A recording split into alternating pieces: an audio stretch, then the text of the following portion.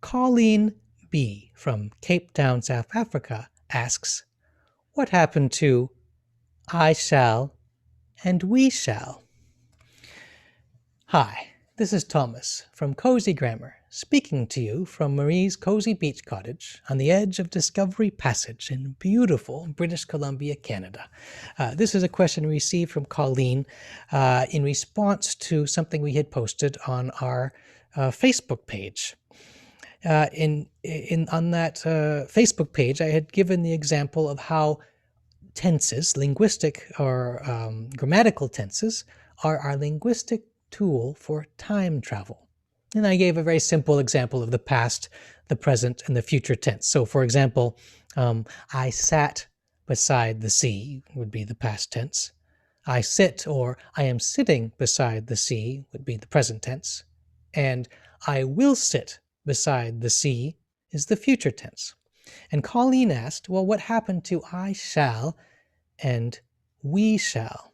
Now, this is referring to a period in the teaching of English and in the teaching of grammar in which English teachers made a distinction between will and shall.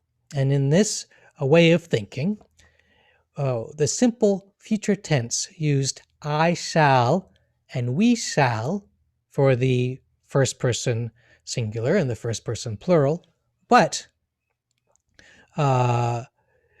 he will, they will, you will for all of the other pronouns.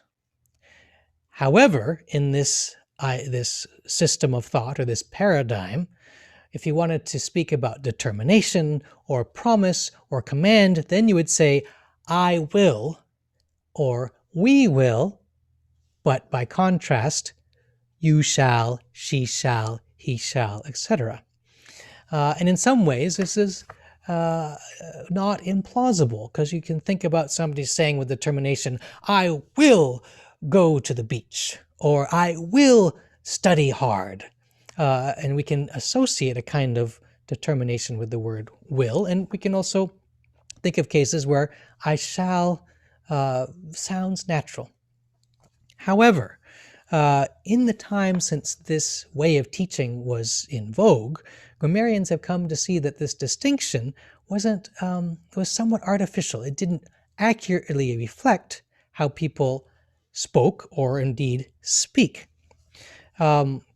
It shows where grammar is often, or the study of language is often uneasily balanced between two poles, between on the one side descriptive grammar, just explaining what people actually do, and prescriptive grammar, which is saying how people should do it.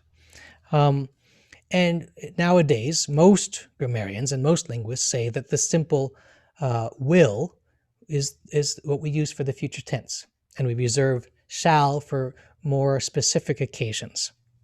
So that's why, and in fact, in our basic cozy grammar course, Marie taught the I shall and we shall paradigm, and we have, in our updating the courses to stream them online, we have added that now grammarians commonly say I will, we will, you will, he will, she will, and so on. This is just the simple future tense, and this is the easiest and most logical and in fact most accurate way to think about it. And in fact, just as a side note, shall does remain very current in very specific circumstances. For instance, in the question, shall we eat? That has the sense of a kind of invitation there, as opposed to will we eat, which is sort of more of a future tense kind of speculation. But for the simplicity of teaching grammar, will does just fine in indicating the future tense. So I hope that answers your question, Colleen, and please do write again if you have any further questions.